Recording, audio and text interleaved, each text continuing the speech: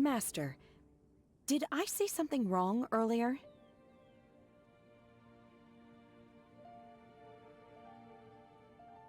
I tried to go along with your questions, but when I saw how you and that man reacted, I started to wonder. Not at all. Certain unforeseen variables may have presented themselves along the way, but the outcome proved favorable. The plan was a success. Then I helped? Naturally. Your purity of spirit is one of your greatest strengths, Shenhe. You need not change who you are.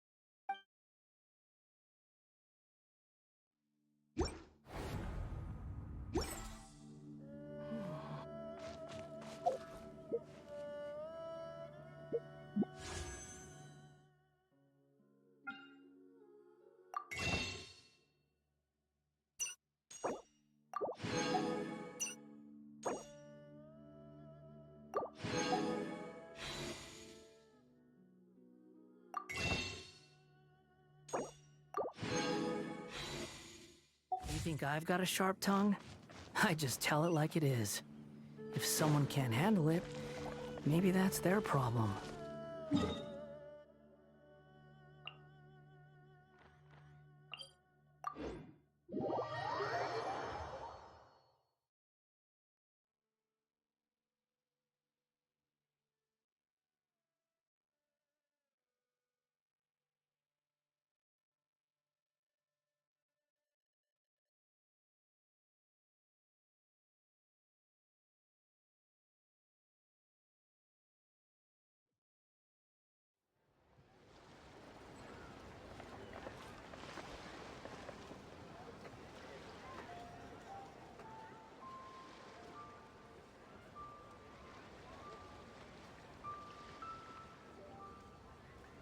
Behold!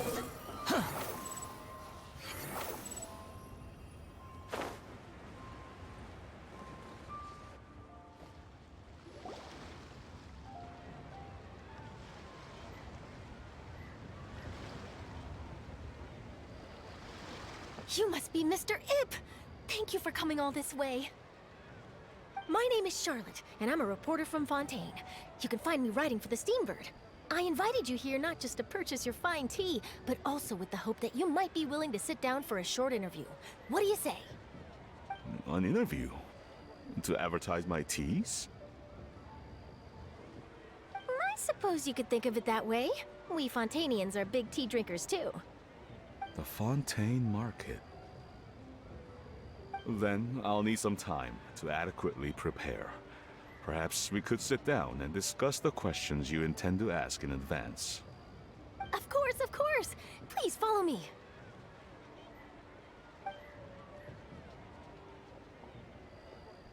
Is this person also involved in your plan?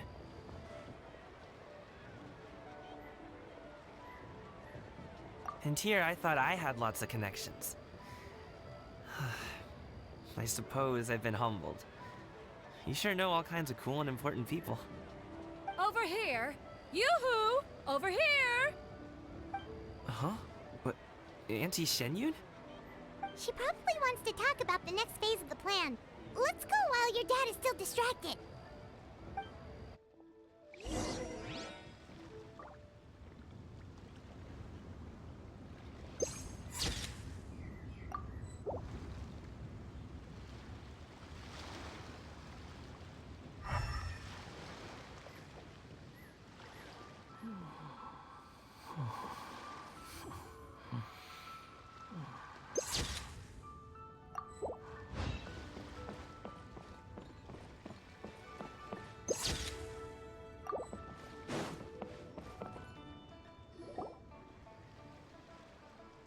I take it that all is going well?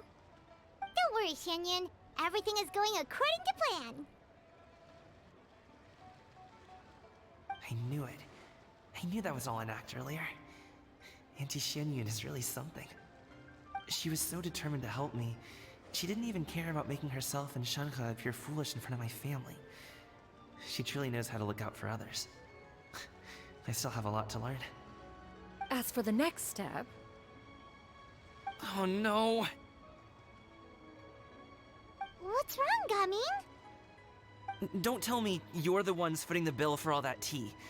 I can't let you do that. fret not. Reimbursements will be made. Exactly. Think of it more as an investment, as Ningguang would say. We pooled together the Mora so that Charlotte could place the order. She's gonna bring it back to the Steambird as a gift, as well as a sample of the regional specialty. Fontainians will probably fall in love with your dad's tea as soon as they lay their eyes on Charlotte's article. And once all the money from the new orders begin to roll in, getting our Mora back will be a piece of cake. Oh, okay. Business-related matters always seem to go over my head, but I refuse to let you all lose Mora on my behalf. I'll pay you back right now. We can talk about such matters at a later date. There are more important matters for you to consider at the moment, are there not? Yes. I've been thinking about it the whole way here. I have an idea, but I'd hate to cause even more trouble for all of you. That is for us to decide. Yeah, we're all friends here. Plus, we wouldn't be here if we didn't want to help, right? Just tell us about this idea of yours. Okay. Whew. So, it's like this.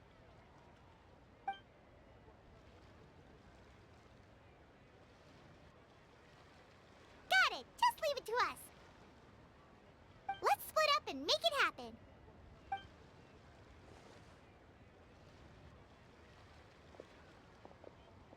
We need to do those things we talked about, but we also still have the kite flying competition. Since Xiao already tested out those kites for us, why don't we also go buy one of those mechanical thingamabobs or whatever they're called? We can attach it to our kite.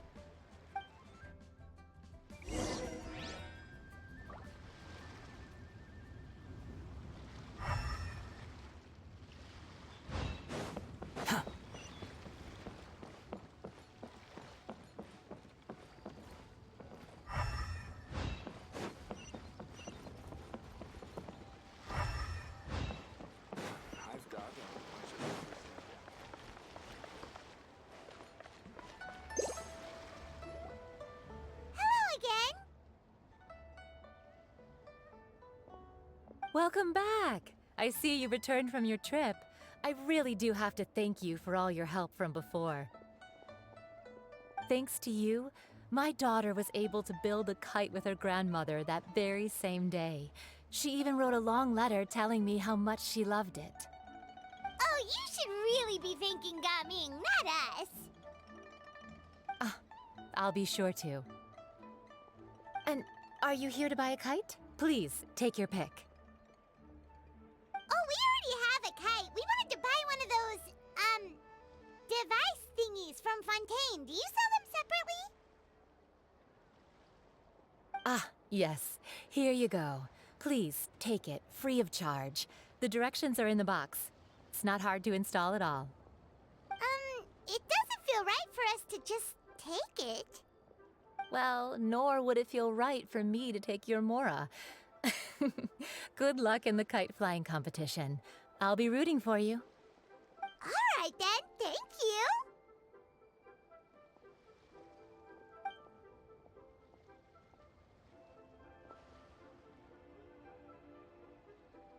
Phew, it's done. Let's get down to business.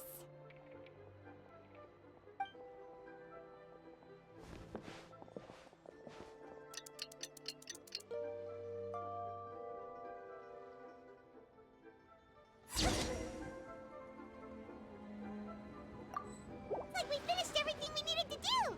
Let's find a good place and put this thing into the sky!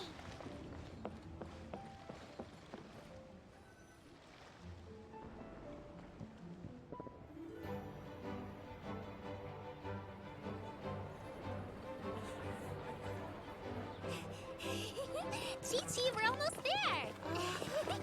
Okay.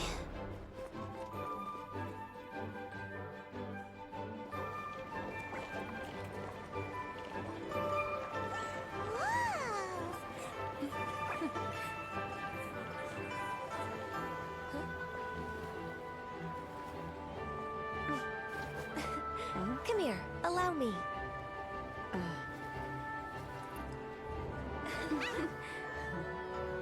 The lantern rite is as festive as ever!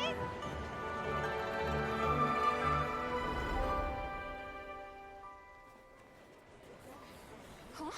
What's going on? Did something happen? What should we do? Oh, should we get the Millilith?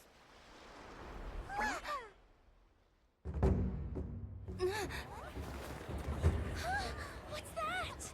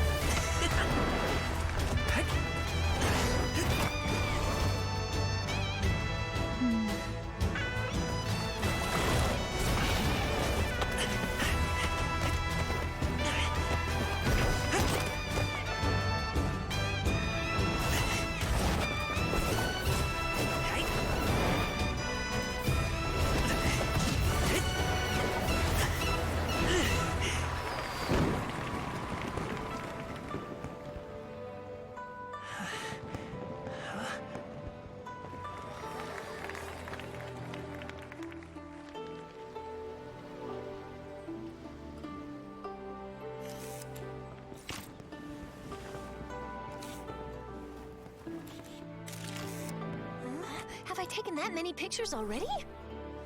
I need to load more film.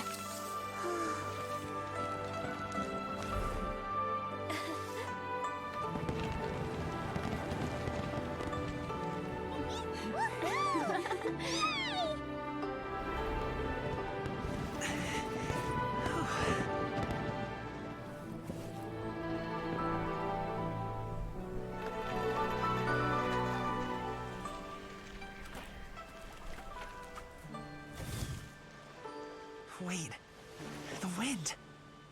Oh my gosh! Mommy, I want a big kite like that too! Do you see that kite way out in front? It's so beautiful!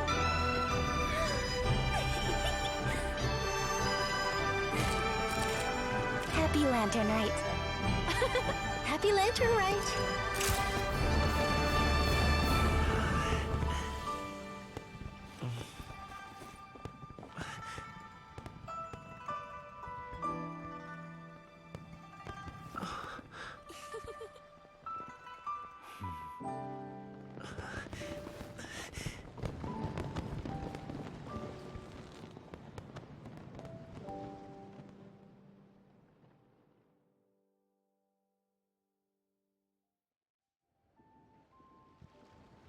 Cummings' performance was so cool, Paimon almost wanted to join in! You saw that, right, Traveler? Let's go find him!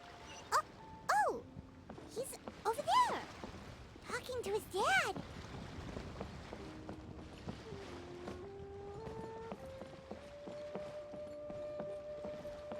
Squall and Fury.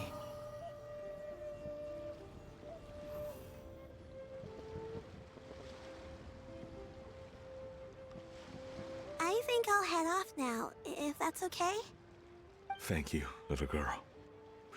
Do you want us to walk you back? No need, no need. Master is waiting for me right over there.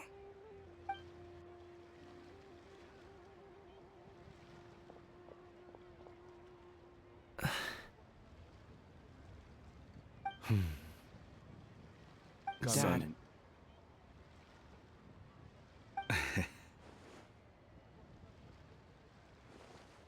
I suppose I'll go first this time. Okay. Your performance. I've seen many wuxia dances in my time, but I've gotta admit, what you pulled off there was breathtaking. Wow. I never thought I'd live to hear you say that. You're serious about doing this professionally? Absolutely. I know it'll be difficult, but... Then it doesn't matter. What I mean to say is, of course it'll be difficult. But if that's your decision, if that's your dream, then it doesn't matter how difficult it is. As long as you put in the work, then any obstacle can be overcome in time. Really, when I was young, I also... Actually, how about we save that story of my past for another time? All I really want to say is, I've changed my mind. Much like this kite, you also deserve to soar to new heights. Dad... Son. Son? Haven't heard that in a while. I bet you're wondering what's gotten into me saying all this. Well, a little bit, yeah. Anyway, I know I've never found the chance to say this before, but... to me, Gaming, you've always been a great kid.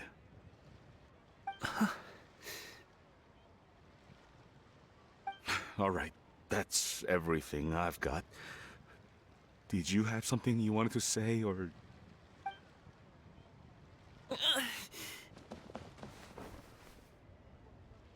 Seeing the two of them talk things through like this really gives Paimon a sense of accomplishment.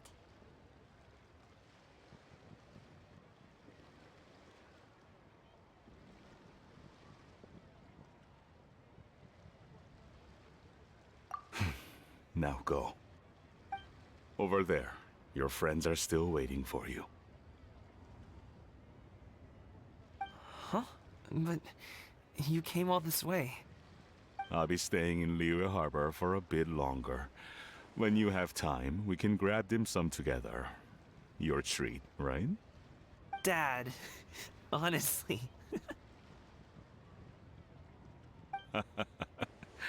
Go. Okay, then I'm off.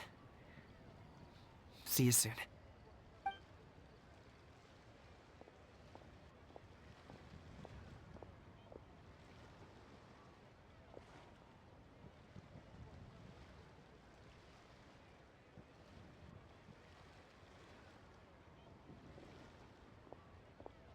That's quite the smile you've got there, Gaming.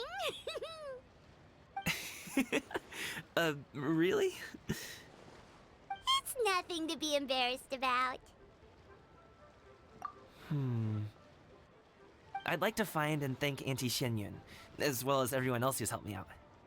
If everyone has time, maybe we could all get together and go fly a kite.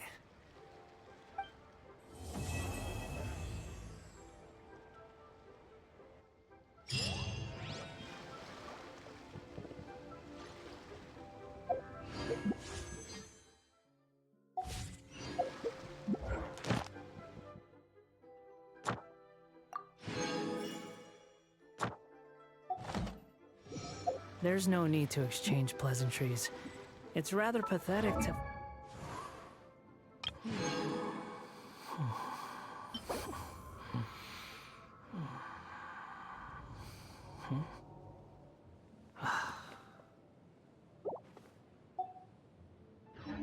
force a conversation just to occupy silence.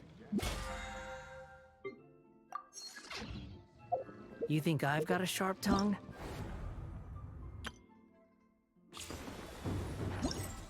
I just...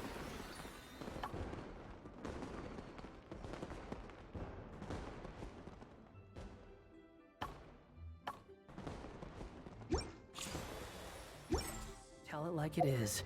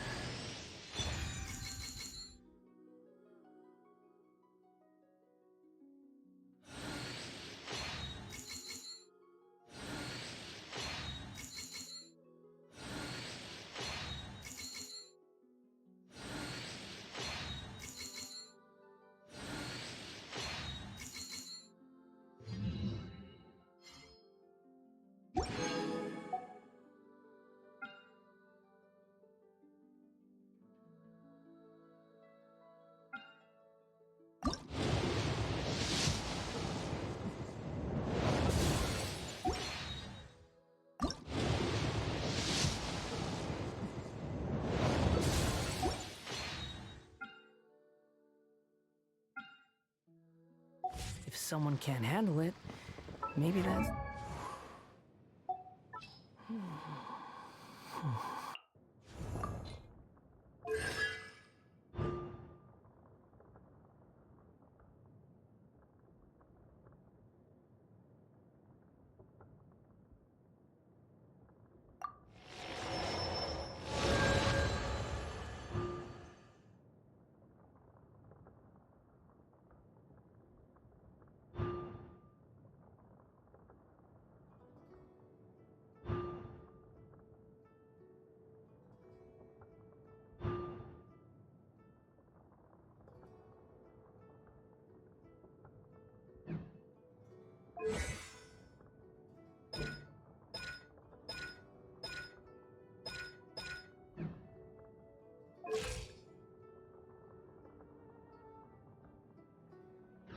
their problem.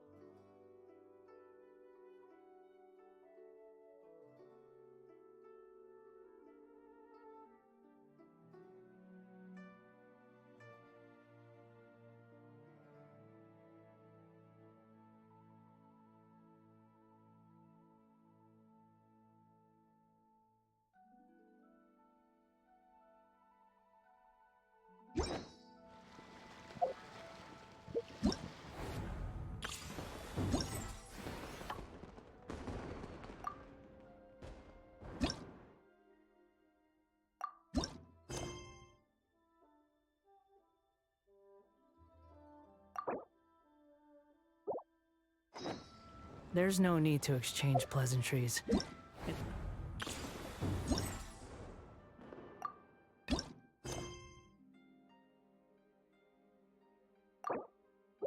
rather pathetic to force a conversation.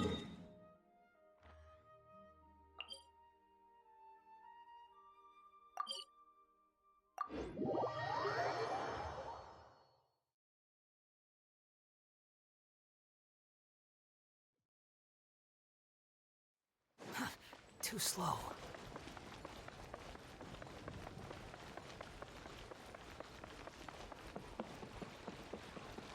Ad Astra Abyssosk. Welcome to the Adventurers Guild. Thank you for completing today's commissions. Here is your reward.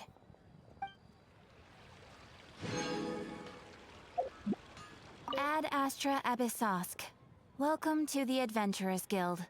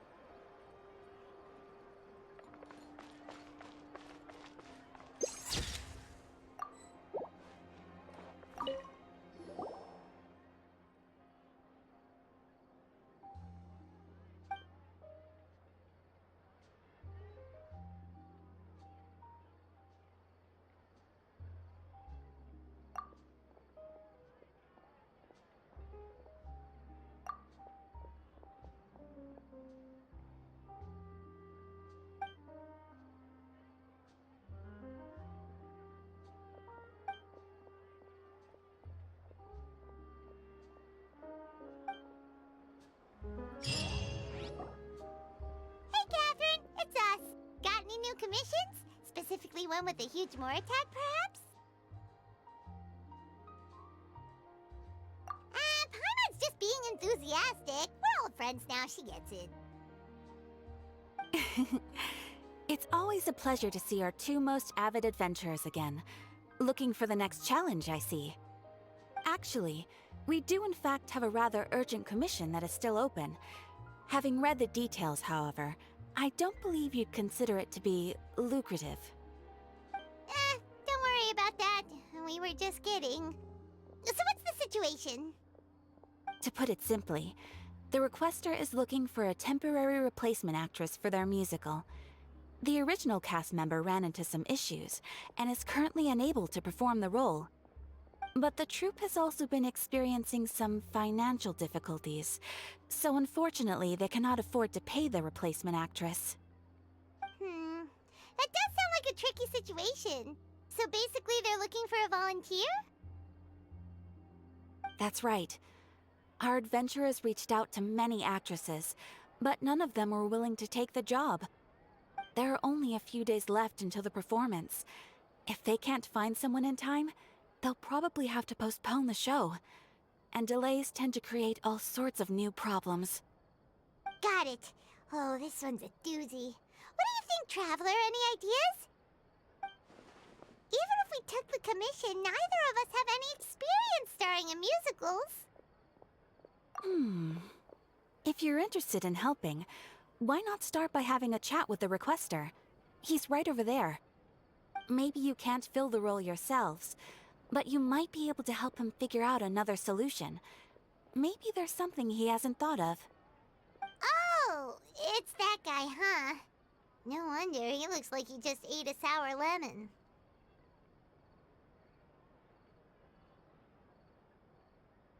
Paimon approves! Let's go!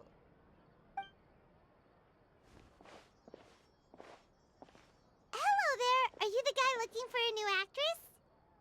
Wait, I know you two! Are you really willing to act in my musical? Wow, sounds like we're pretty famous in Fontaine already.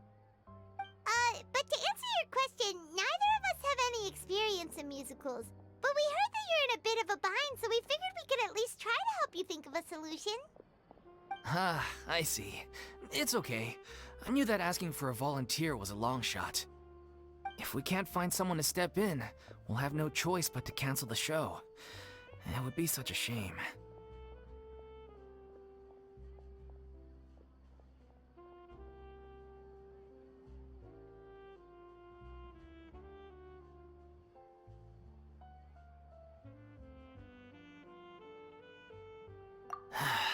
That's the thing.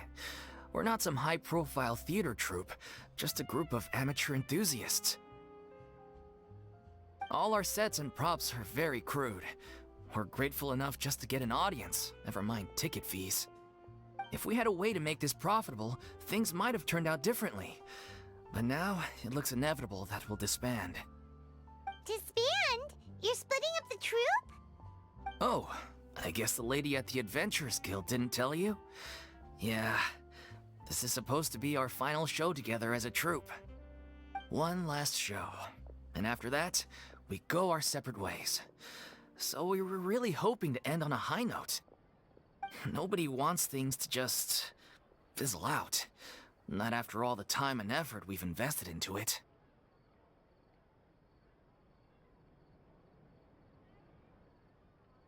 Yeah, the leading lady, in fact. She's been dealing with a chronic illness ever since childhood, and unfortunately, it flared up again recently. It really drains all her energy, so she's in no state to perform. The show just won't be the same without her. But for everyone else's sake, I still hope we can find a way to hold the performance on schedule. Got it. We have a clearer picture now. Let's see if we can come up with any ideas. What if we sponsored the show? Traveler, how much more are you carrying? Please, there's no need to go that far. I wouldn't feel right asking such a huge favor, and I can't promise that we'd ever be able to pay you back.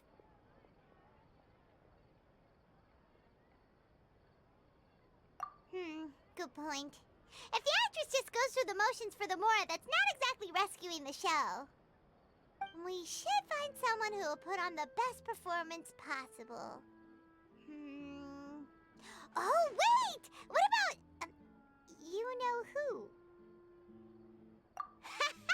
That's how you know we're the best of partners. Anyway, she should have all the free time in the world right now. She's really good at performing, and she was once super popular with the crowd. Performing in a musical should be a piece of cake for her. Who are you thinking of? Sounds like someone famous. Her? You're... That was a joke, right? Nope. Paimon doesn't actually know if she's performed on stage before, but Paimon's pretty confident that she'd be really good at it. You're not wrong there. She has actually performed in a number of big-name shows before. They were one of the reasons she was so popular. But even if she's no longer the Hydro Archon, it's not like she's suddenly a commoner. She's still an idol to many people in Fontaine, including myself. I just think Lady Furina might feel a bit out of place in an amateur troupe like ours. Well, yes, but... Huh. Fair enough. I mean, If she was actually willing to, then of course I'd be honored to have Lady Furina star in our show. I'm sure the rest of the troupe would be delighted too. I'm sure everyone in our troupe has probably dreamt of performing on stage with her one day. Of course, it all depends on whether she's interested. She might consider this opportunity beneath her. No point in stressing about that. We'll only know if we ask her. And besides, things are different now. There's no reason for her to be all high and mighty anymore. Thank you for your help. I guess I'll just stay here and wait for the good news. Good luck. Wait, where does Furina actually live nowadays? She used to live in luxury at the Palais Mermonia, but she's, moved out, right? As it happens, I have her current address here. I can provide it to you. Woo! When did you get here?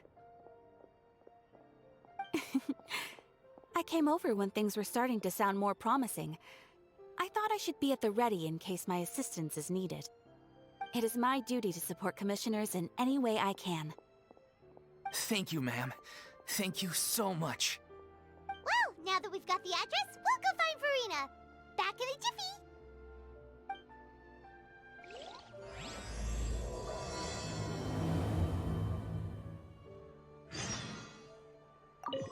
I can't believe they're seriously asking Lady Furina. Seems a little over the top. Try not to worry. May I pour you a glass of water? There'll be an extra fee for that.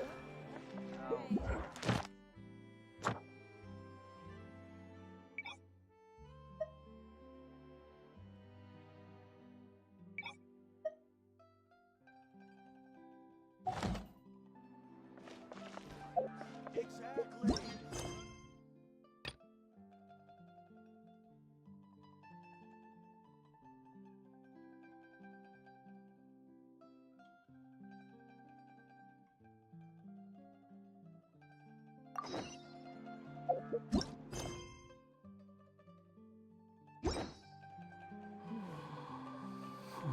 Behold!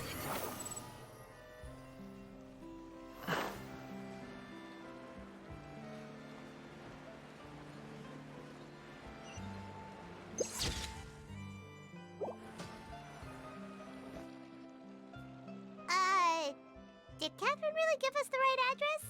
She lives here?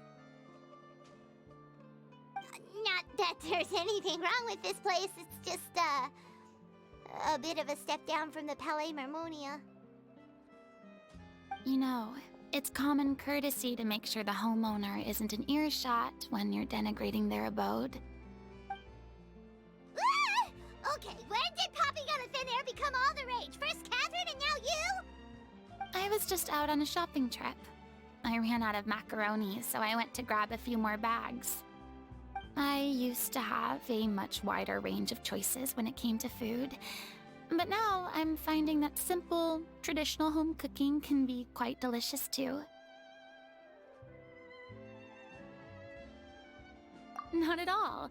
As long as you have different kinds of sauces in, you can have macaroni and tomato sauce one week, macaroni and bolognese the next. Oh, sounds like you're really struggling to cope. How rude! Questioning my cooking skills. The audacity! It's not like I have a very eventful life these days.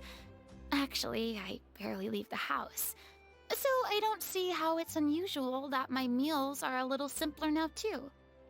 Besides, I'm sure I could master dishes like la lettre faucilor or blubber profiteroles in no time, if I felt so inclined. Ah, there it is. You don't know how to cook. Not yet, maybe, but... Anyway, what are you even doing here? I do hope you didn't come here just to ogle at my fall from grace. Let me first be clear that I'm not taking guests at this time. So if you're just here to clown around, then please be on your way. Shoo! Sorry! We're sorry! Please don't be mad! Yeah, exactly! What the Traveler said! Paimon wasn't trying to make fun of you. Hang on a sec, you weren't exactly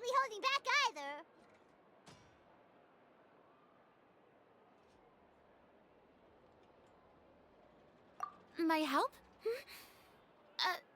Well, maybe you're forgetting that I'm no longer the mighty Hydro Archon.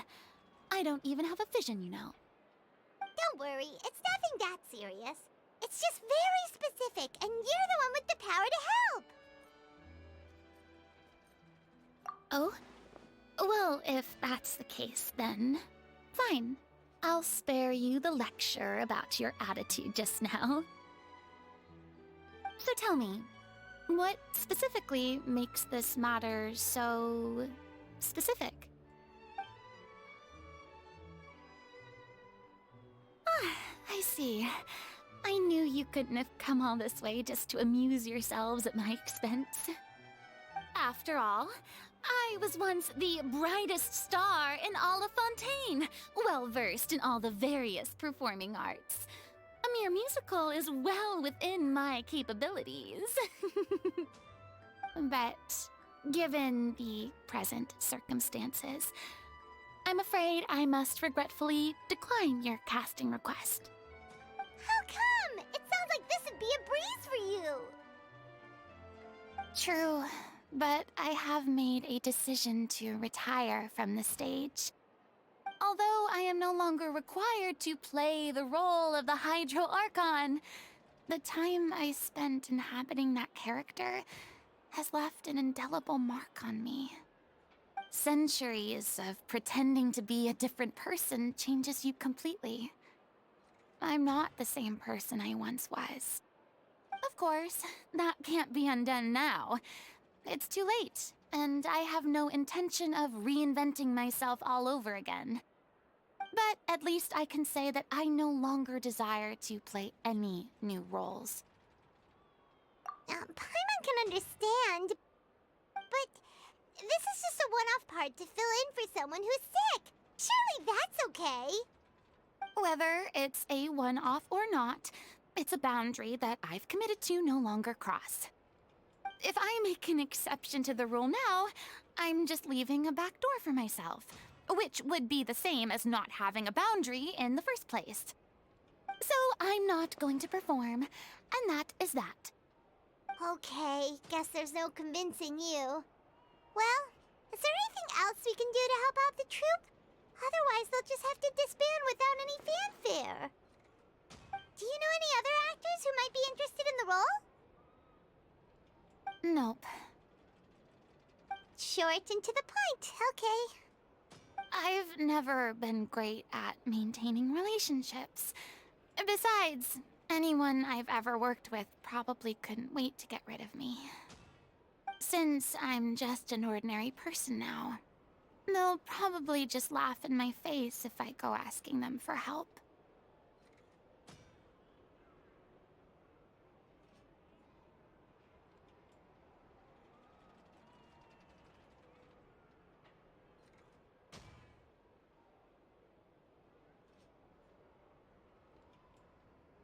Look, I'm sorry, okay? I'm sorry I drew a line in the sand without thinking about every possible grain on the other side. Well, is there anything else we can do? This performance really means a lot to the guy we're working for. Have I not made myself clear? You're barking up the wrong tree. I don't want this job, nor do I know of anyone else who would. Sorry. I didn't mean for that to sound so harsh. I wish I could help, really. But if I thought I had the answer to this problem, I would have said so by now. It's all right, Furina. Paimon just wanted to make sure we tried everything. Oh, everyone in the troupe will be so disappointed. Yeah, I guess that's all we can do now. All right, then. We'll see you around, Furina. Toodaloo to you, too. I'm going home to take a rest now.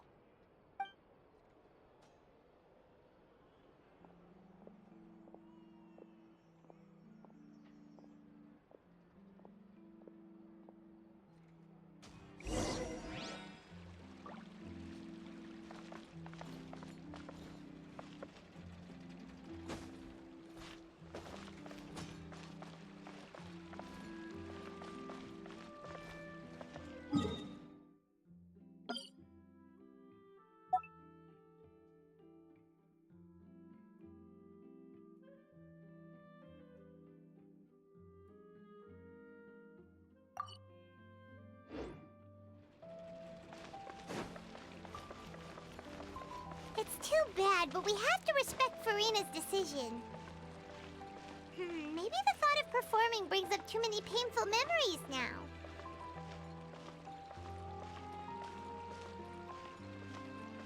I need to get out more.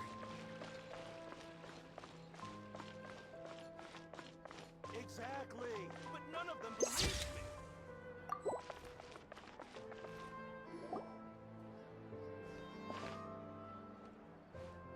Huh? What's going on? Are they arguing?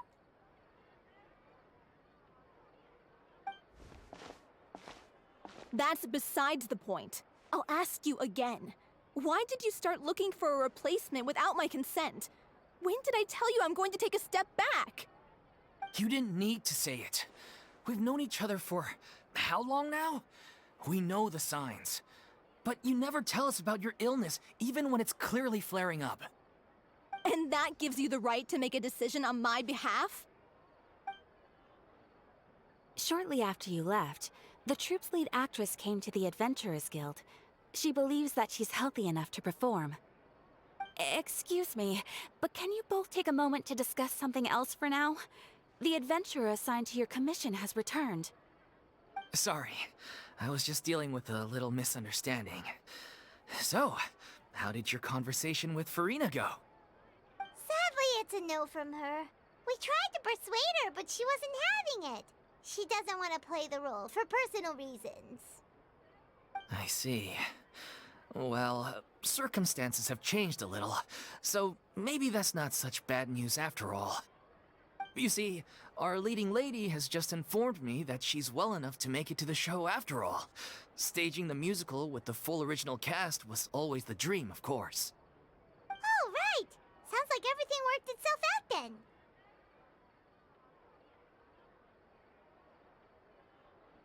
Yeah, she'd be livid. We'd get the scolding of a lifetime. Jeez, is Lady Furina really so harsh with people? Only joking, calm down. So, guess we can consider this case closed now, huh? Despite the fact that we failed to complete the commission, we were still racking our brains for ideas on the way back here. Look, there's no point arguing with you about this anymore. You've made yourself very clear, so I'll stop looking for a replacement. This is the last chance we have, though.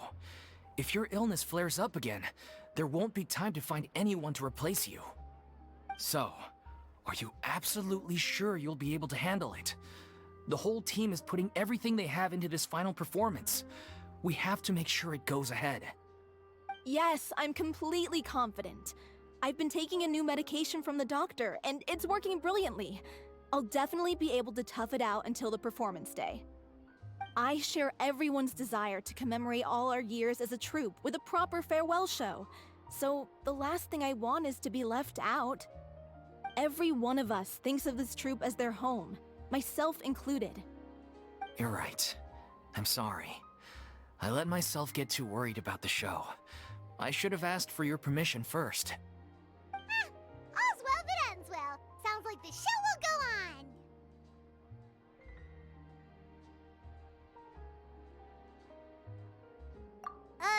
Sure.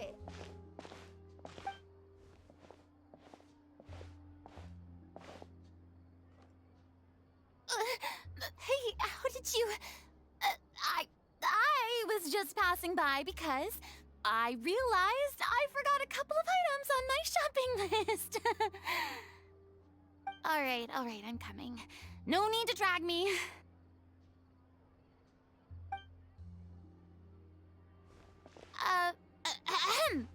Hello, one and all. I couldn't help but overhear your conversation just now. Furina? Didn't you say you were gonna take a rest at home? What are you doing here? I was just ever so slightly concerned about the situation you mentioned. Yes, a teensy bit concerned, that's all. When you came to talk with me earlier, I jumped right to explaining my position and said some strongly worded things. And all before I even had a full grasp of the situation. Anyway, I just feel a bit bad about how it went down. I'm sorry, Paimon.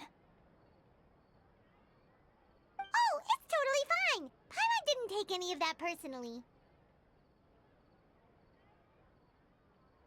You really have a knack for asking the most uncomfortable questions, don't you? I felt very sheepish, having had a change of heart after flatly refusing you. And then, to make matters worse, you caught me. But in any case, it sounds like the issue has already been resolved. Yeah. When they said they were gonna ask for your help, I almost had a heart attack. I mean, how could we be worthy of having Lady Furina star in our show?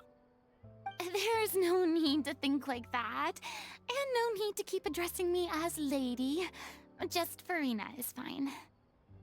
I was wondering, if this troupe is so important to all of you, why does it have to disband? If the difficulties are purely financial, then there must be a solution. You could put the shows on pause while you look for a sponsor, for instance. Everyone seems so devoted to the troupe. I'm sure if you keep chipping away, you'll find a way through.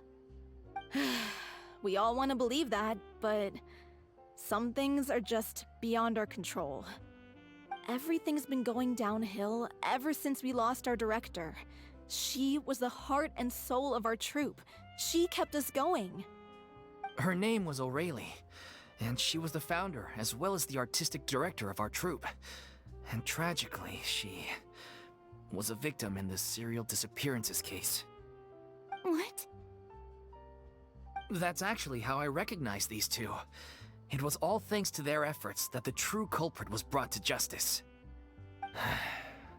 But still, no sentence can bring our director back to us. She was a loyal fan of your performances, Miss Furina. They were what first inspired her to get into musical theater. She rallied many people around her who were destitute or had lost their sense of purpose in life, and convinced them to join her troupe. She wrote her own scripts, acted on stage, and mentored each and every one of us. People loved our performances back then. We seemed to be going from strength to strength. Things were really looking up for us. And then disaster struck. Yeah. After that, the entire troupe fell into disarray. None of us know anything about script writing, let alone how to handle the business side of things.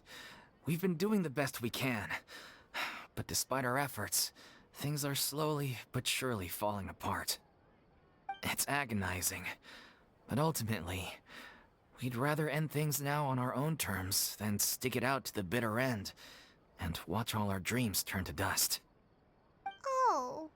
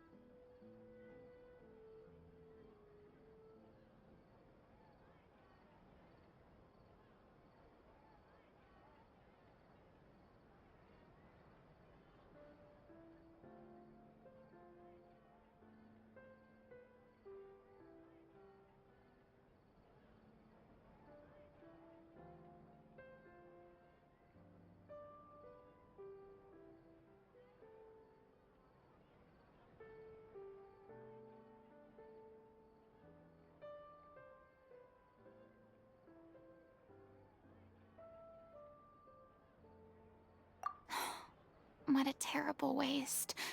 A gifted artist from humble beginnings, who achieved so much and no doubt had much more to give. And then her life was so cruelly taken. I suppose it's fair to say then that this final show, besides being your farewell to the stage, is also your final gift for her? Yes, exactly. We all miss her terribly. Well, good thing I followed the Traveler here. After hearing this tragic tale, I can no longer stand by and do nothing. Furina. I know what you're thinking, but I by no means plan to cross the boundary I've set for myself. Besides, they're no longer looking for a replacement anyway.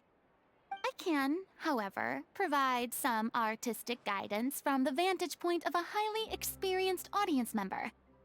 But only if you feel this is something that would help, of course. Oh, most definitely! We'll take any guidance that you can give. We unfortunately don't have any budget for a consultant, though. Will that be a problem? I don't need any compensation. All I'd ask in return, if you're willing, is that you tell me some more about the life and work of your late director. Something I've begun to realize since my departure from the Opera Epiclese is that there's a lot you don't see when you observe everything from on high. The law only judges criminal behavior and does not weigh human emotion. The court's verdict can settle the question of criminal liability, but what about all the unresolved emotions of the parties involved? What happens to them?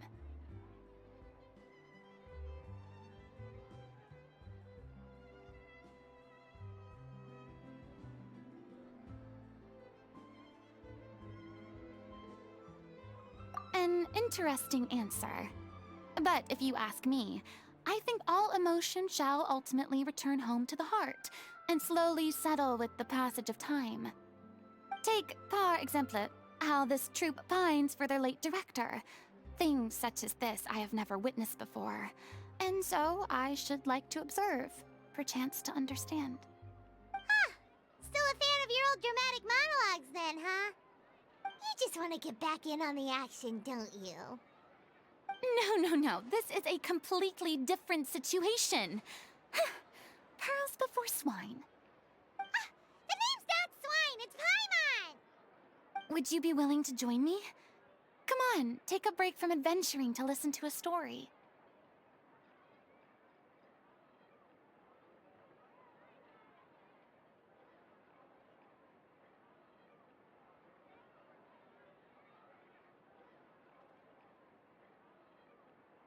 Thank you all so much. Our director was a huge fan of Miss Furina's performances, as of course we all are. Alright, follow me. We'll go to our usual practice space. Please excuse the size. It's a little on the smaller side. There'll be an extra fee for that. I'll think about it. The wind rises.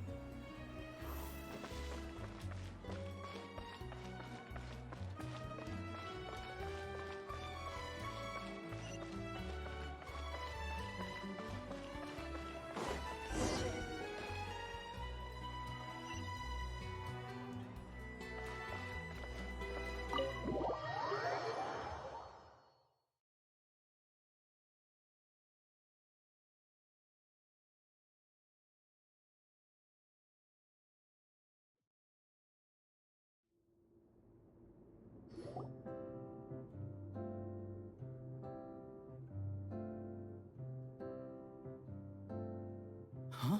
Lady Furina? What's Lady Furina doing here? Hello all. Allow me to explain. As of today, Miss Furina will be supporting our production of The Little Oceanid in the role of artistic consultant. These two over here are the ones that made it possible. They kindly reached out to Miss Furina on our behalf. I'm sure they need no introduction. You bet! That was the trial of the century! You helped bring our director's murderer to justice. We can't thank you enough. Oh, please don't mention it. We're just here to join in on the fun. So, you were saying? The Little Oceanid? Yeah, that's the name of our final show. It's an unfinished script left behind by our director. One of our greatest regrets is that she never got to complete it. So, if we can bring it to the stage and make it a successful show, we can all take some solace in that. Wait, but if it's not finished, then...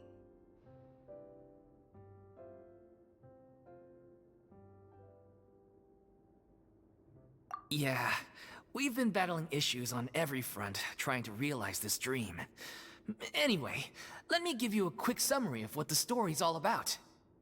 The protagonist of the story is a young Oceanid who transforms herself into human form, despite the protests of her family. She longed to live just like any other human, and sure enough, she found friendship and even love. Everything seemed perfect.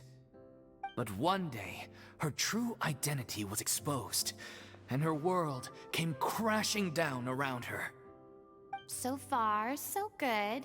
A classic tale. What happened after that? That's one of the issues we've been trying to deal with. Unfortunately, this was as far as the director got with her script. We need a proper ending so we can bring this musical to the stage, but people have different opinions on which direction to take it in. We still haven't decided between a happy ending or a true-to-life tragedy. By true to life, you mean the director's sudden disappearance? Yeah, like they say, truth is stranger than fiction. But then there's the question of whether we really want to use the stage to pass our raw pain onto the audience. Exactly. A lot of the time, people come to watch a show just hoping for some light entertainment. We have to consider their emotional stake in this, not just our own. And one last thing. We're still waiting on confirmation from two of our main actors. The first is Paulo, who plays the protagonist's lover. He's locked himself away to focus on writing an ending for the script. But the deadline's passed, and we still haven't heard from him. The other is Villemont, who plays the main antagonist. He took the director's death pretty hard. Hasn't set foot in the city since. He did write to us, promising that he'll be there for the final performance, but we haven't seen or heard from him since. So we're not really sure what to make of that. Huh. Although, now that we have Miss Furina helping us, maybe we should take the opportunity to get everyone back together. What opportunity? What do you mean? Maybe you're unaware, but your name has always been like a rallying cry for us. Our director was constantly singing your praises. All of us look up to you as a role model. Oh, stop! You're making me all flustered. Although, not in a bad way. I suspect the reason they're dragging their feet is that they have their doubts about whether the show will really go ahead, considering all the issues you've been facing. But one by one, all the obstacles are being removed. Now is the time to rally the troops. Makes sense. Okay, priority number 1, let's check in with Paulo and see where he's at with the ending. He went back to Poisson a few days ago, said that staying in a friend's home might help him to relax and escape the feeling of isolation. I thought the last thing his friend would want right now would be to take visitors, given that Poisson was flooded not too long ago. But I guess it's the opposite. A friend in need and all that. Yeah, maybe he could use some company. Poisson.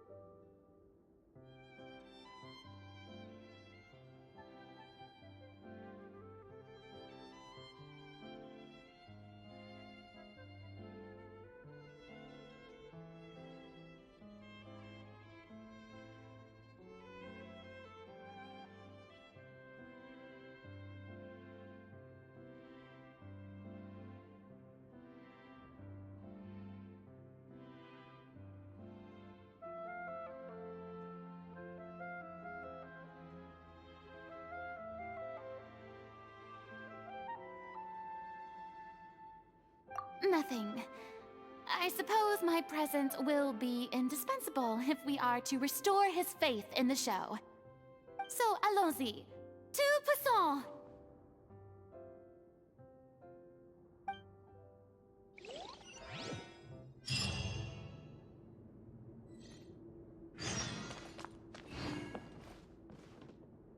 Pressure's on now. We gotta make sure we're fully prepared.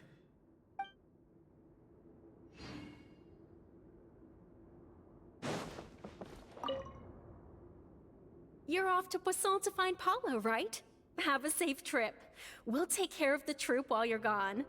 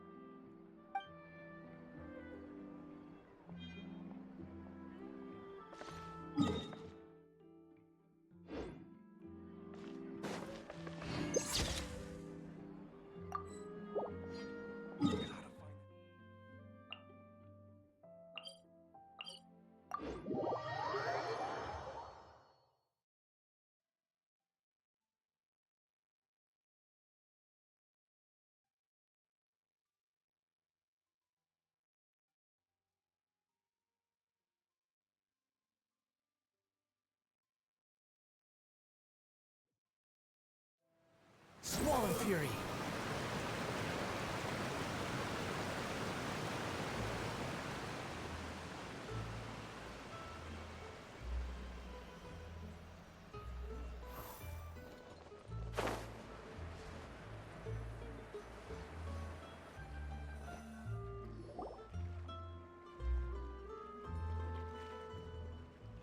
If I remember correctly, this is where he's staying.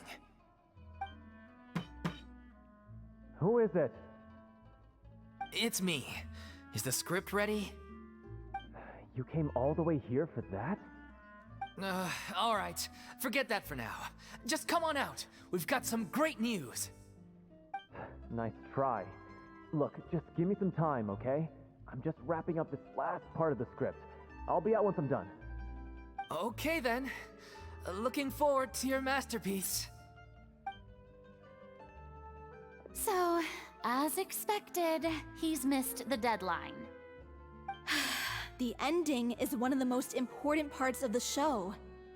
Even once he's done, it isn't final until we've all had the chance to read through and make sure we agree on it. Someone told me they'd just seen you in Poisson. I assumed it was a case of mistaken identity, but sure enough, here you are. And Furina, too. I was wondering if we might run into her. So, you're here for Paulo? Looks like he could be a while, so feel free to take a stroll around town in the meantime. I've made all the arrangements already. Oh, it's okay. We can just wait here. Thank you for being so considerate, Miss Navia. That sounds wonderful. We'll take that stroll. Get over here, you! How oblivious are you? How are things in Poisson now? Any better? Things are on the mend, but it's a slow process. Some people may never recover from the trauma they experienced. I'm sorry to hear that. I wish there was something I could do. Please, must our conversations take such a depressing turn every time we meet? We all have painful memories, but we don't have to let them cloud everything we do. And if you're trying to make a new start, perhaps it's best if you don't bring up the past all the time. Thank you for your words of comfort. You make a very good point. But for now, at least, I think I should stay with the way I'm feeling for a while longer. It's okay. these things take time. Moving on from a painful experience is easier said than done.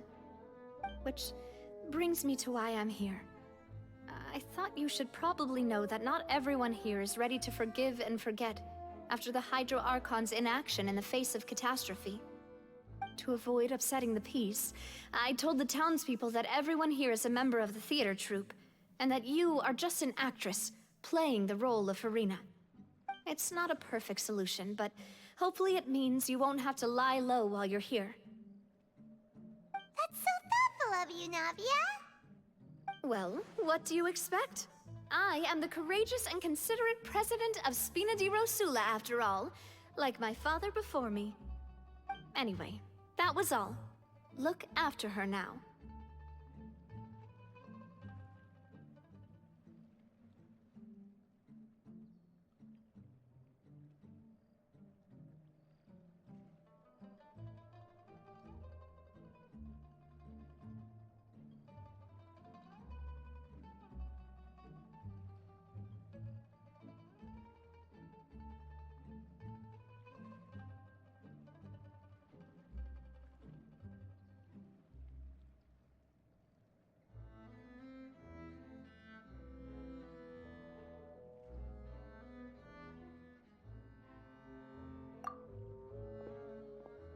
Off we go then.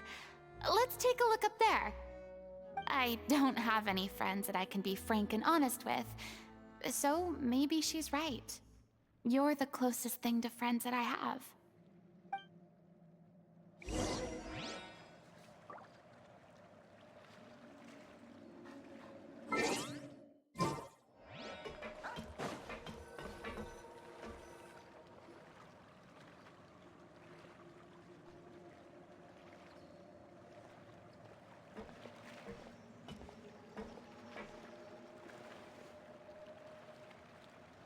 I'm so grateful that Miss Navia was so understanding. To be perfectly honest, I didn't know if I was ready to meet her. It's always easiest to just run away from your problems. But that never fixes anything. You can't get around the obstacles without facing them. So that's why you were nervous when they brought up Poisson. Yeah. I'd be lying if I said I wasn't scared of coming back here. Still, I felt it was something I had to do. As I was saying before, I want to see for myself the things that I never could in the past. I'd be overjoyed if the people here could find it in their hearts to forgive me. But they're more likely to unleash a tirade of vitriol against me. Which, of course, I completely understand and accept.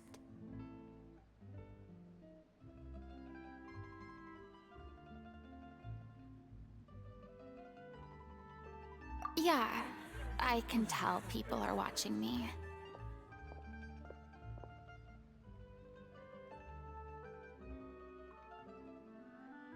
I'm sure some people here see the idea of someone coming to Poisson dressed as the Hydro Archon as extremely disrespectful. I used to be terrified of the gaze of other people, especially when they had suspicion or resentment in their eyes. I guess I wasn't quite ready for this after all. I'm not surprised you're making yourself go through all of this.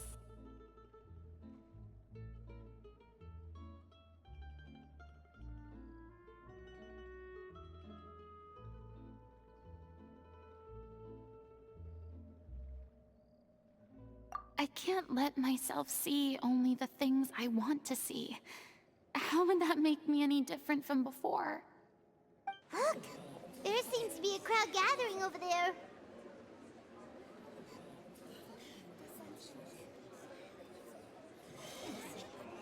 Probably time we made a move. How about we check out Spina di Rosula's ship? We should have a view of the whole of Poisson from there.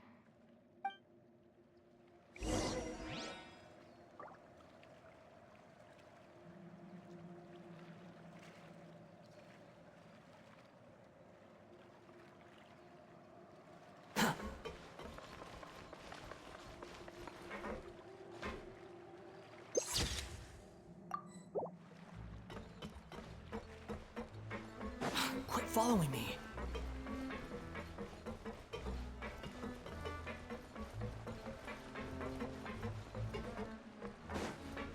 Behold!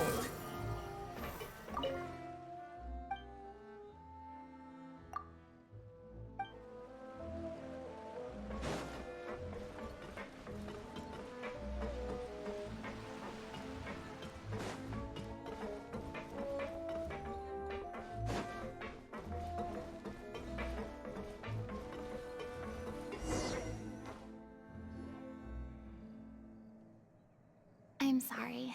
You probably just wanted a relaxing stroll, and here I am dumping all this heavy stuff on you. We don't mind. It's actually refreshing to see a different side of you. Great.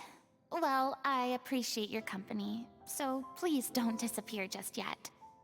I don't know whether you can tell, but the years of suffering and loneliness aren't the only reason I have a hard time facing up to who I used to be. As I stand here by the ship, I can't get the images of the rising water out of my mind. One after another, people were taken by the water. All those treasured lives and memories washed out of existence in an instant. They thought their god would protect them. They had absolute faith that when disaster struck, a divine power would save them from harm. And all the while, I played my part to perfection to convince them that was true. But then the floodwaters finally came, and the Hydro Archon did nothing. You shouldn't look at it like that. You're only doing your duty. I've had to go through so many moments like that for the sake of protecting the truth. As time went on, it got harder and harder to bear, and I became more lonely and isolated. Eventually, I realized I had nothing left except the truth.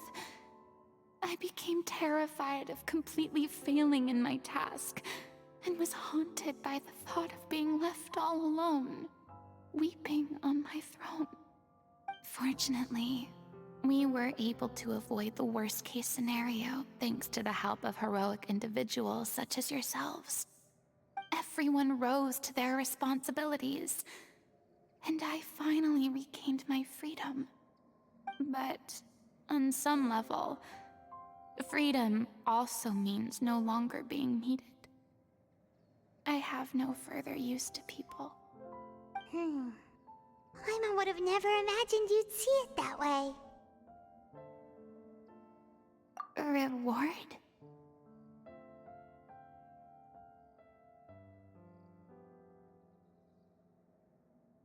I guess so. Back then, I didn't even dare to dream about having someone to confide in.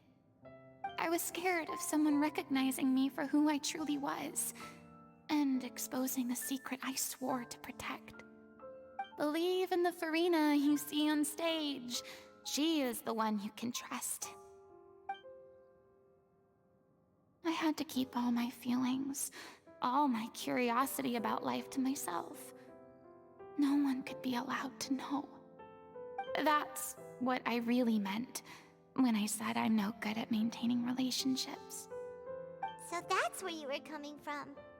Paimon totally thought you were just a bit of a diva at heart. Could you please get off my case? I don't know what's gotten into you today. I'm making an effort here. You could at least try to do the same.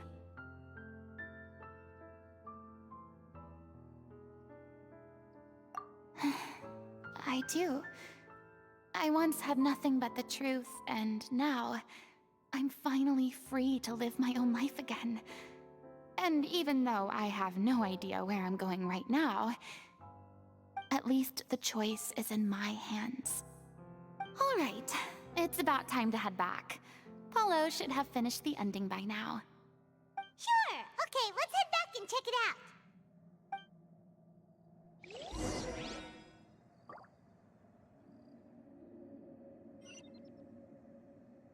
Squall and Fury!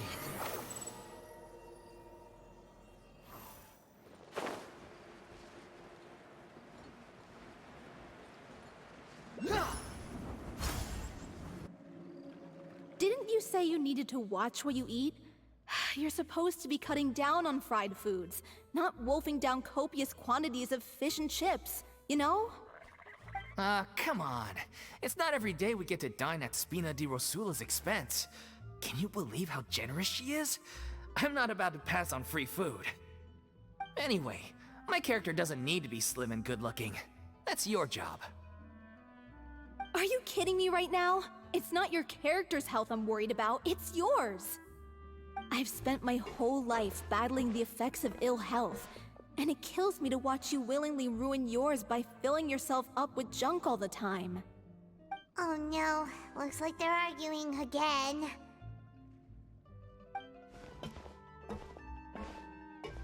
We're back!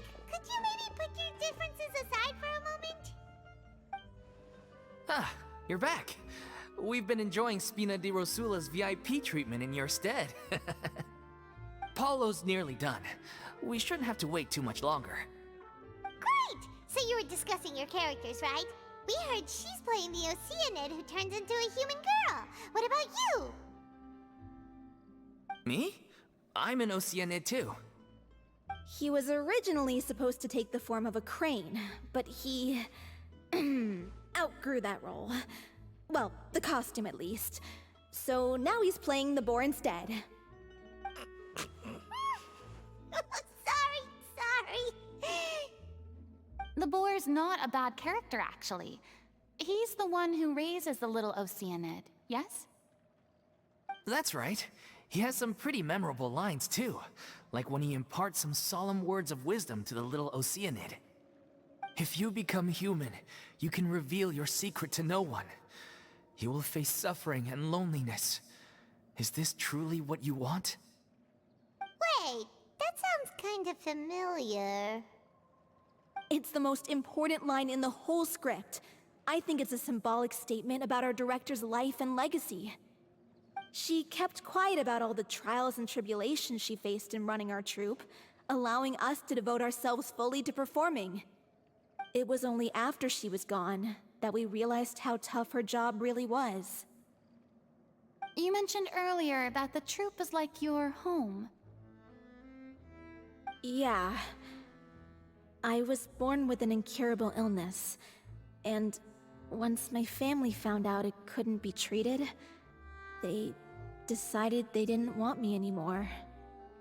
I spent some years taking whatever work I could find and trying to manage my illness with various medicines. But whenever I had a bad flare-up, I'd be lying in an alleyway for days at a time. It was like that until the director found me one day.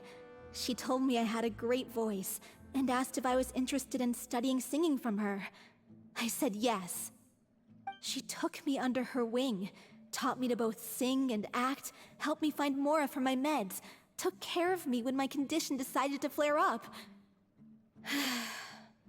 I know it was all a huge burden on her. She sounds like a really incredible person. She really was. She gave everything she had to her troupe and the people in it. All of us were so proud to call her our director. I was a lost child too when she found me. As the child of a murderer, my parents weren't around when I was little, so I got sent to an orphanage. The other kids were always picking fights with me. They'd say things like, "Come on, you must be pretty tough if you're the son of a murderer." It was just to taunt me, though. I was an easy target, and they knew it.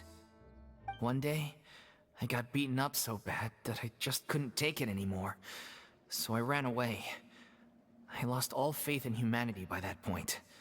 Thought the whole world was out to get me. Let me guess. Fortunately, the next person you ran into was the director. Yeah. For the first time in my life, I was somewhere I felt safe. And I promised myself I'd stay here until the day the group parted ways. The day you hoped would never come. How times change. Oh, you're finally done? Get your butt over here. There's someone I need to introduce you to. This is our new artistic consultant, Miss Furina. Furina? The Furina? Oh my god, how did you manage to wrangle that? Please, the honor is all mine. I was profoundly moved to hear about your troupe and your wonderful director. I just wanted to do something to help. Same here! Even so, this is just... Oh, wow. I'm sorry. I'll try to calm down. Now, where was I? Ah, yes, the script, of course. Let me give you a rundown of how the story unfolds in my version of the script. I'm sure you're already familiar with the beginning of the story. A little Oceanid decides she wants to become a human, against the wishes of her family. She finds love and friendship in the bustling city. But then, disaster strikes. The people start to notice that all the fresh water in the surrounding area is slowly disappearing. The soil is becoming arid, plants and flowers are withering, and the people begin to panic. The little Oceanid, Cleo, and her lover decide to do something about it, and investigate the truth of the matter together. In the end, they discover that all the waste and pollution created by humans over the years has caused the fresh water to flee the land, as if driven by a consciousness of its own. Consciousness? You mean the water is sentient? Water as a conscious entity. There's actually quite a few stories that explore this theme. Since the little Oceanid is a water spirit, she immediately understands how the water is feeling. She then tells her lover about her true identity, as well as the truth behind the crisis.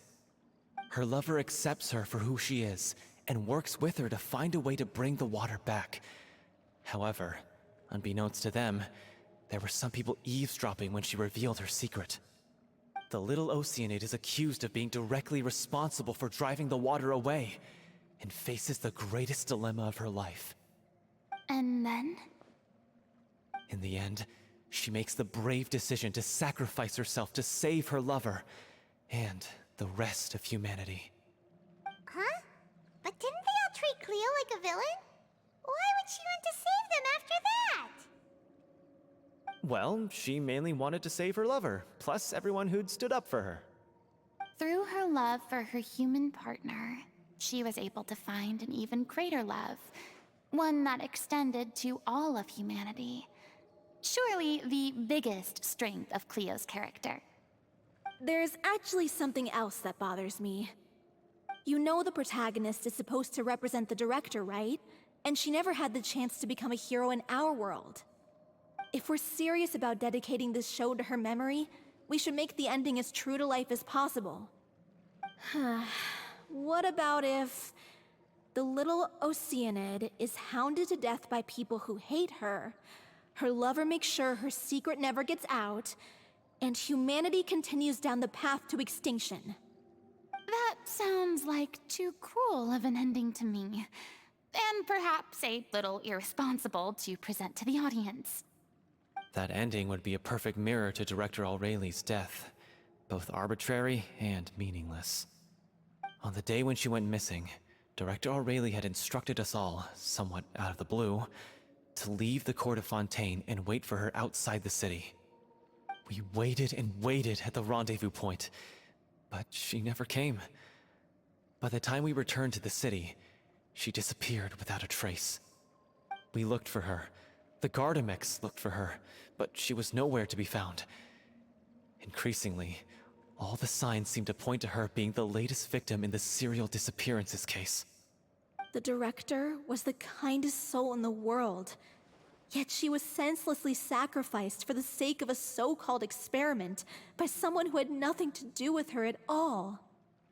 But doesn't the way she suddenly told you to leave the city suggest that maybe she had some sense of what was about to happen? It almost seems as if she was moving you to safety. I've been trying to follow up on that ever since, but all my efforts so far have turned up nothing. Villemont might know something, but he won't open up to me. Villemont? The one who's playing the role of the villain? Yeah. He's been overwhelmed by grief. I think the director's death hit him hardest of all. Grief? Guilt, more like. Also, I have a hard time imagining that anyone took it harder than me. Because, well, speaking of the play being true to life, I was deeply, madly in love with O'Reilly. What? You kept that one quiet. It's time to be upfront with you all. No more keeping secrets from each other. We'll never be able to agree on the ending if we can't be honest about how we feel. I did tell her how I felt once, but she turned me down pretty much straight away. She said that we were all like brothers and sisters to her, and she'd never considered us as potential romantic partners. Not that it came as a shock or anything. It was what I was expecting to hear. So I told her I'd always be there for the troupe, and I'd always be there for her. I said, maybe one day in the future, when everyone's settled into their own lives and on the up and up, and managing the troupe no longer required her constant attention, well, maybe then she could reconsider what she really wanted in her life. And now, that day will never come. Oh, Paulo. So if I'm the one writing this ending, then I'm gonna make sure it does right by O'Reilly. I won't let anyone get in the way of that. In that case, you have to straighten things out with Vilmont once and for all, face to face. We've all had our differences of opinion over the ending, but those two have never seen eye to eye on anything. One of them has to compromise if we're ever going to reach a final decision. Well, if that's where we're at, looks like it's time to go visit Vilmont. Are you ready to face the truth? Honestly, I'm slightly terrified. But for the sake of our final performance, I'll do whatever it takes. Funny you should ask, though. You really do get what I'm going through right now. I certainly do. Come on, everyone. Allons-y!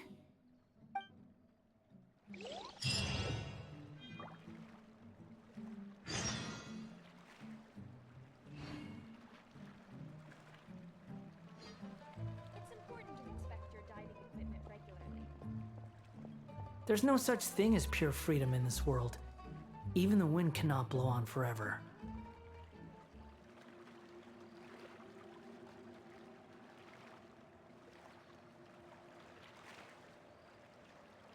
There's no need to exchange pleasantries. It's rather pathetic to force a conversation just to occupy silence.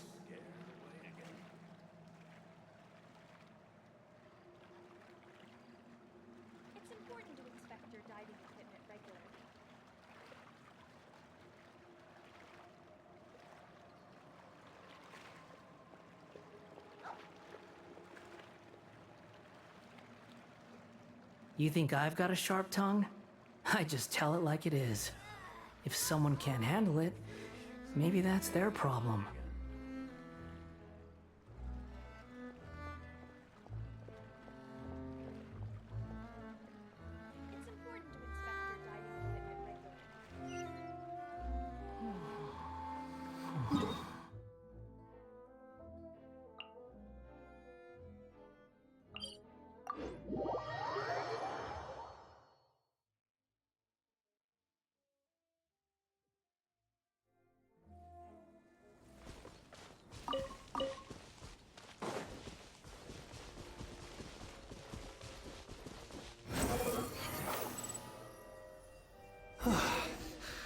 This is tough going.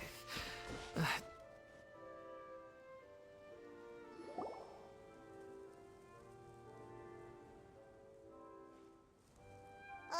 if this journey wasn't tough enough already without a roadblock.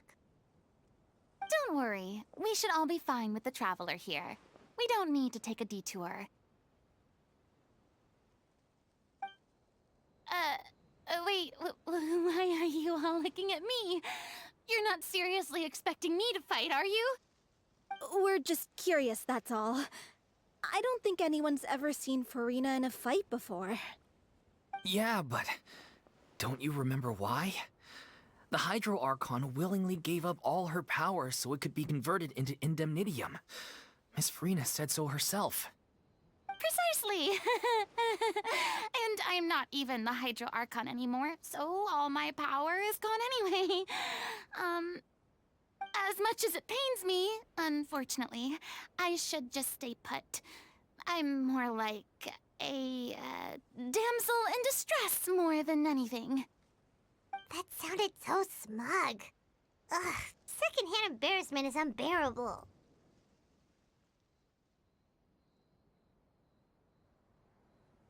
Hey, lay off, all right?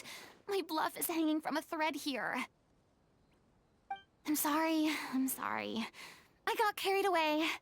Please help us out, would you? Aw, too bad. I was so pumped to feast my eyes on fight mode Furina.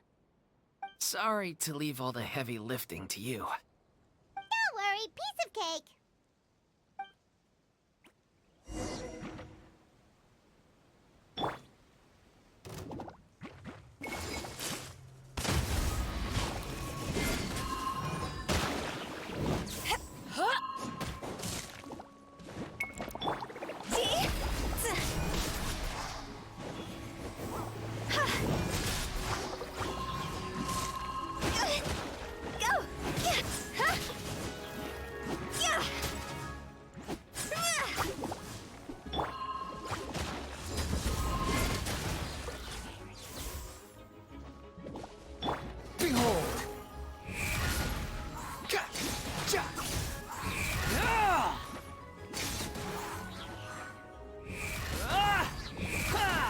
Bow your head!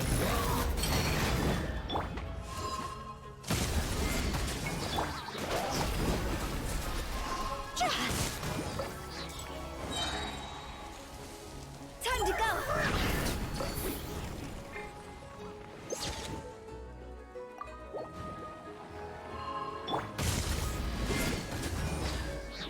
Eyes on me!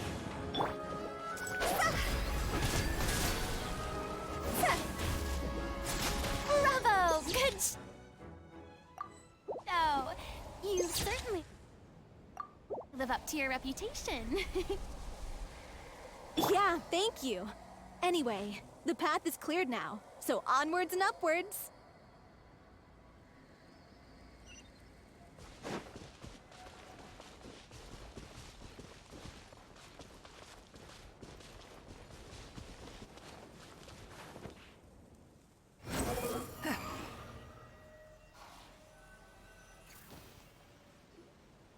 Vilma, are you there? Huh? Oh, it's you guys. Wait, what's Lady Furina doing here? I can explain. We've been rounding up the whole troop. We now have everyone except you. So, you think knowing the truth about the director's disappearance will help you write an ending to the script that pleases everyone? I care just as much as everyone else about making the Little Oceanid a success. That's why I wanted to wait until after the show. If I open this can of worms now, I just don't want to make things difficult between us. We're supposed to be a unit when we're on stage. Vilma, avoiding the truth will not help anyone. Unless you mean to suggest that Aurelie's death had something to do with you. I don't want to talk about it. Listen, Vilma. I used to think that my love for Aurelie was a point of shame. I never brought it up to anyone. But now, I've made up my mind to put it all on the table. I'm prepared to face everything, to sacrifice everything for the sake of the show. The Little Oceanid cannot be complete unless we do justice to Aurelie on an emotional level. This is why people think of you as not being the smart one. As you all know already, the troupe was kept afloat not from ticket sales, but donations from the audience. Of course, that was nowhere near enough. We took on side jobs when we weren't performing, but even then, the troupe's financial situation was pretty dire. So, anyway, one day after a show, a merchant came to me and offered us a huge sponsorship. In return, we just had to provide the audience with their drinks during performances. It seemed like a win-win, so I said yes to it on the spot without consulting the director. It was only when the merchant came to deliver the goods that I realized the drink in question was synth. Isn't that the drink peddled by the culprit behind the serial disappearances case?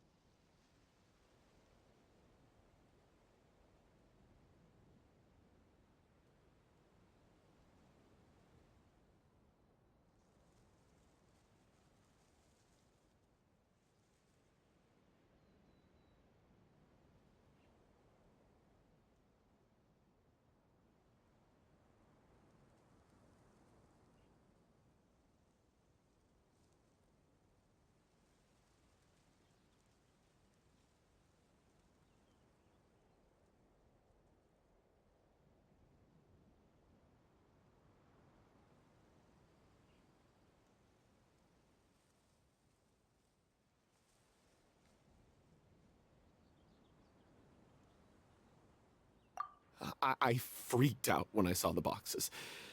And I told the director everything right away. She was completely shocked as well. But she didn't reprimand me for making the decision without consulting her. Instead, she contacted the merchant and stated that the troupe could not agree to this collaboration. The merchant was furious, berated us for going back on our word, and threatened to sue us for damages. The amount was astronomical. There was no way we'd be able to pay. And then? I was going to sort it on my own, but the director stopped me. She said that this was an issue for the whole troupe, and it wasn't my fault. But things only got worse from there.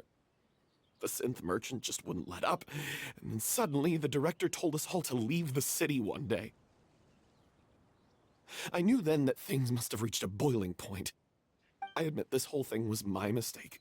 I didn't dare to tell any of you the truth back then, and after the director disappeared, I was even more afraid to say anything.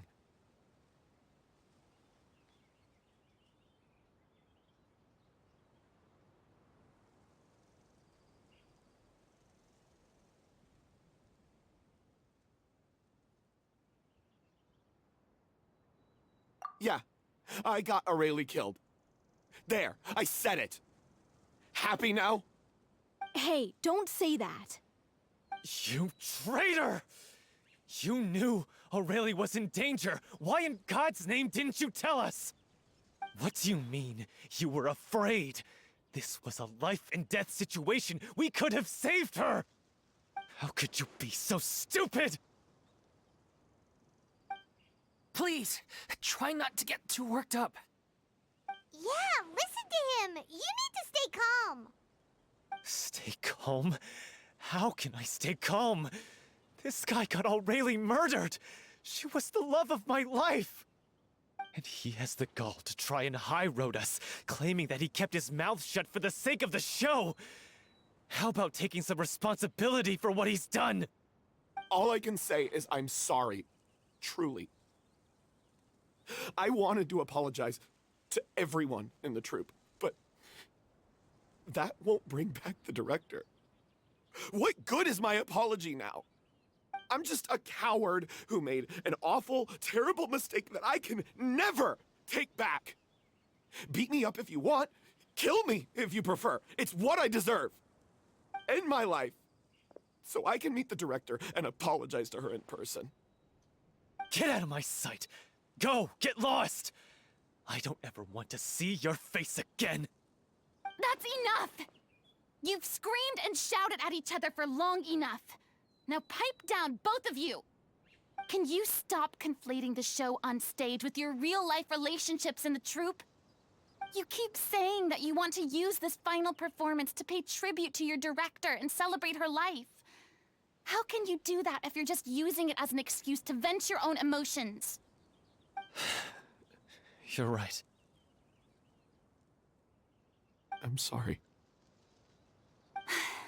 On stage, the lead role is the focal point of the audience's attention. And you're all used to seeing the director as the heart of the troupe.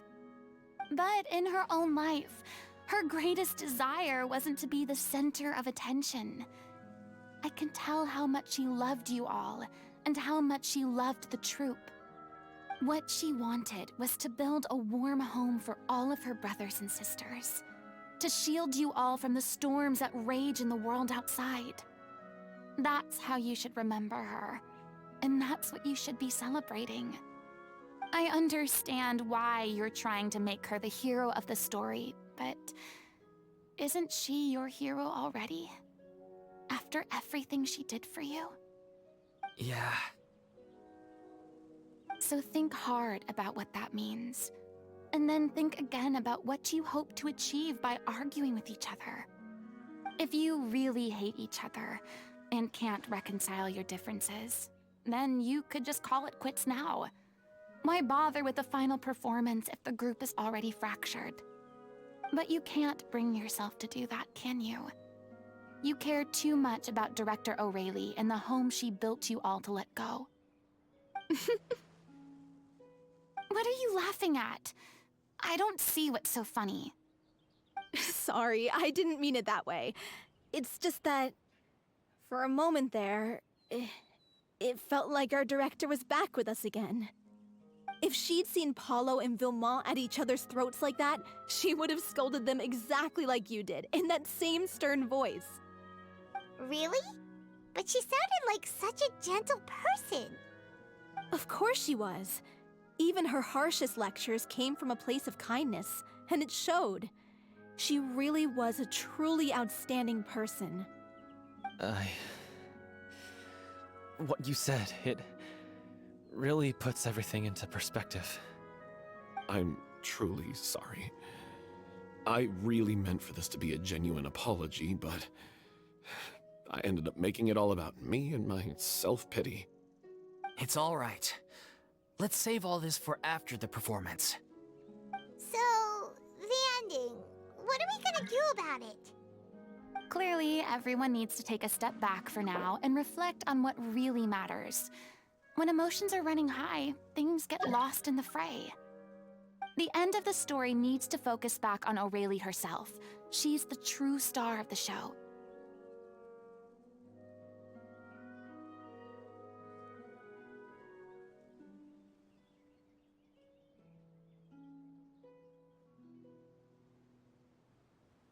What do you mean? The Traveler is right. You once investigated that underwater synth base and recovered items belonging to the victims. If you could find anything that Aurelie left behind, perhaps we can get a better sense of what she went through in her final days. You really think that's possible? I trust that nobody would object to the ending of the story being based on Aurelie's true feelings? No. Well, we'll leave this in your capable hands. Come, let's pay a visit to the Palais Mermonia. The rest of you, head back to the rehearsal location for now, and wait for our good news.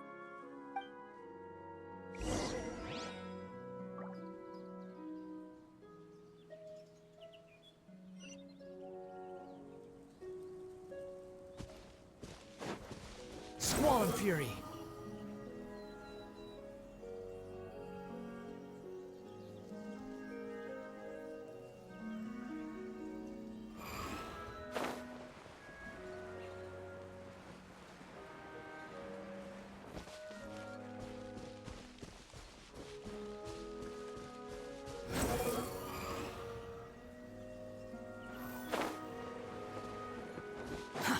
Too slow.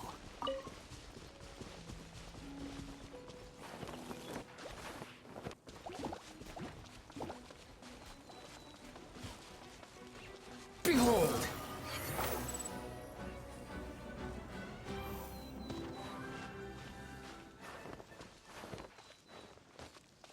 Quit following me.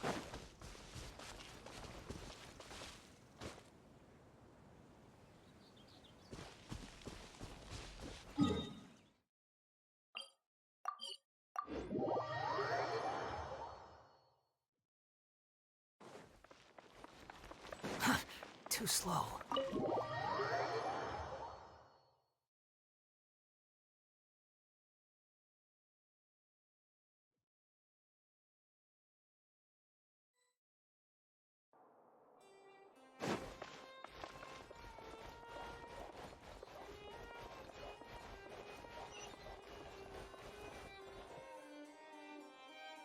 You want to review some recovered items connected to victims of the serial disappearances case?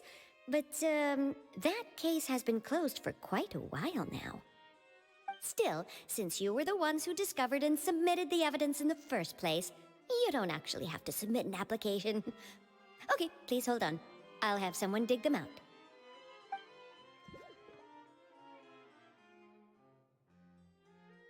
So, this is all Aurelie left behind. Just whatever she was carrying on her person and this tattered old notebook. Hey!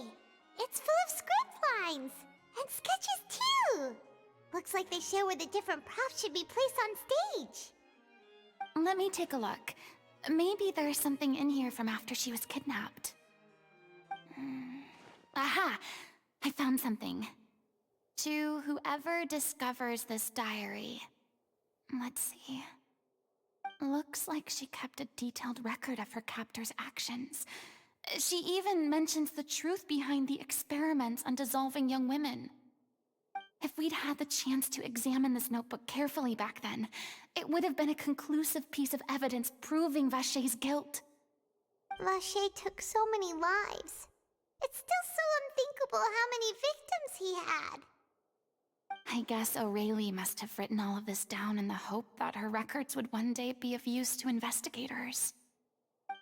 Wait, it cuts off.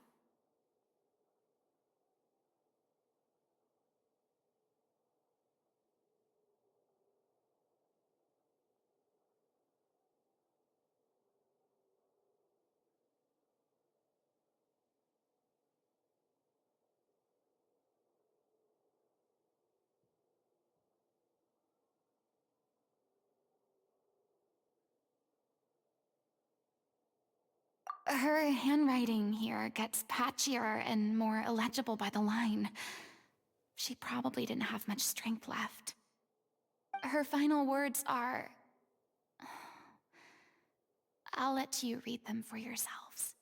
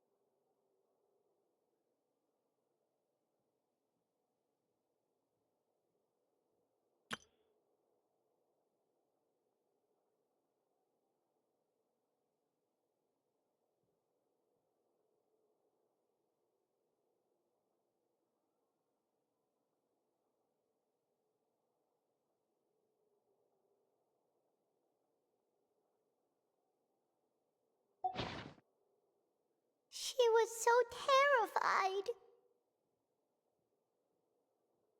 She may have been a mighty hero in the eyes of her troop, but at the end of the day, she was only human.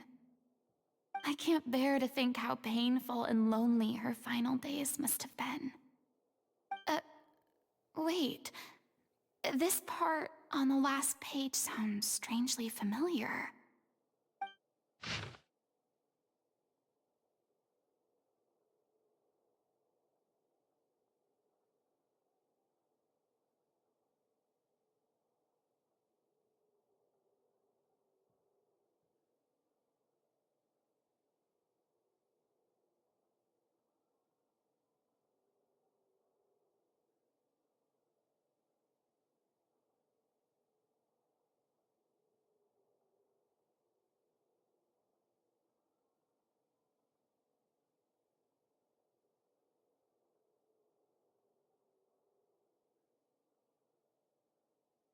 If you become human, you can reveal your secret to no one.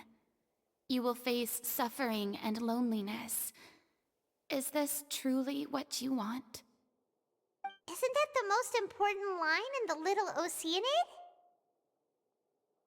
Because I am an older sister to them. Oh. So she didn't regret her decision, even as she sat in silence, waiting for death to come. I'm sure this is what the troupe would have hoped to hear as well. She had their utmost trust, admiration, and love, and she truly deserved it. Let's go. It's time for them to learn Director O'Reilly's final thoughts. These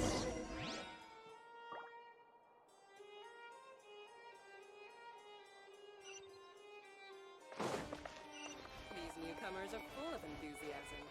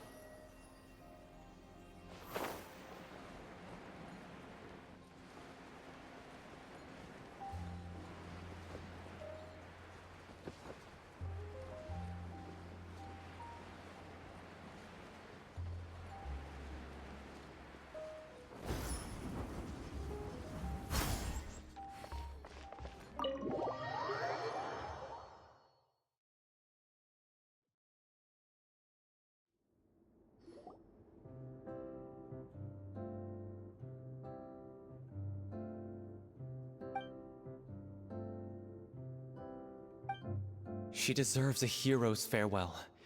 If that's the only way to convey to the audience the courage and selflessness that she showed in the face of death, then it's a meaningful way to end the story.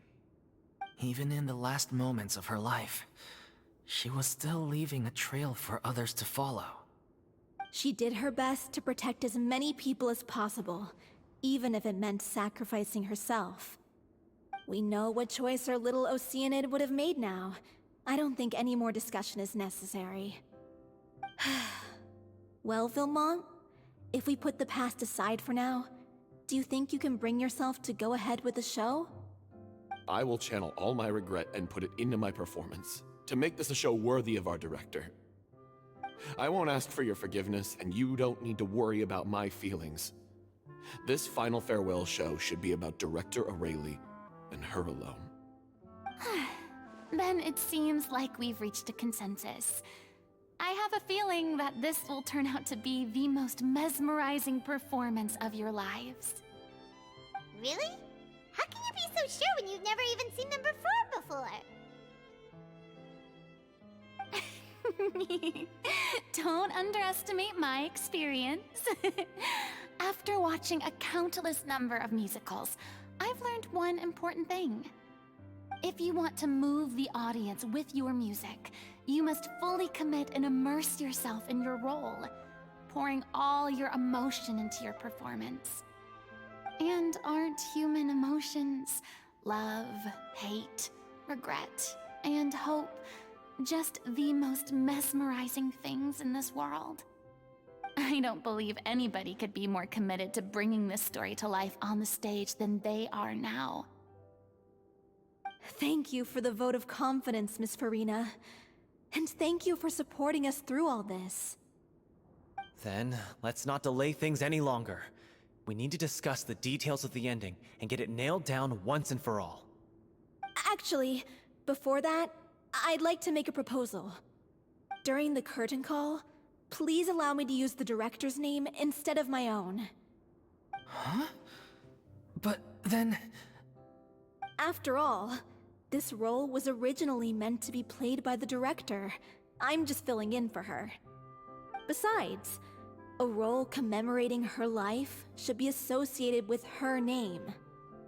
Well, if you're sure you're okay with that, I have no objection to it.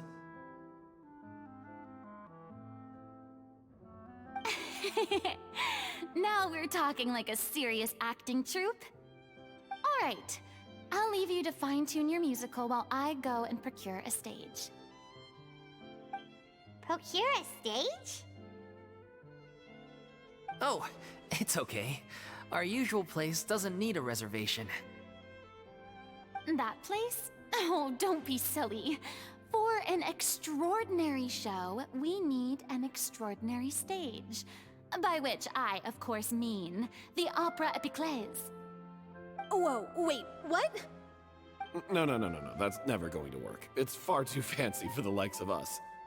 What are you afraid of? Surely you don't think that Aurelie's story is unworthy of the grandest stage in Fontaine? No, though that's not what I meant. It is supposed to be your grand finale, right?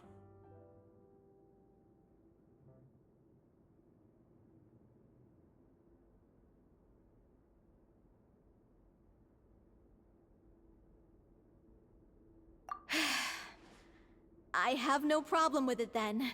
How about the rest of you?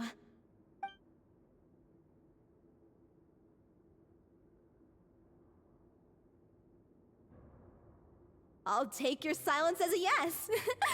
Thank you for giving us this opportunity. It really is a dream come true. Well, then don't disappoint me. If you mess this up, it'll reflect poorly on me too. Come on, we'll need to get the go-ahead from Nervilette. I know just where to find him.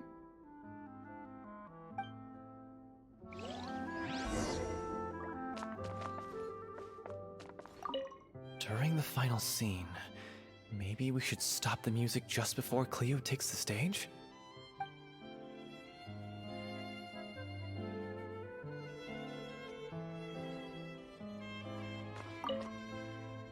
First Miss Furina, now the Opera Epiclese? If only the director was still with us. Hey, come on. There's no point in dwelling on that now. We have a lot of work to do. Yeah, you're right. Now's not the time to get all melancholy.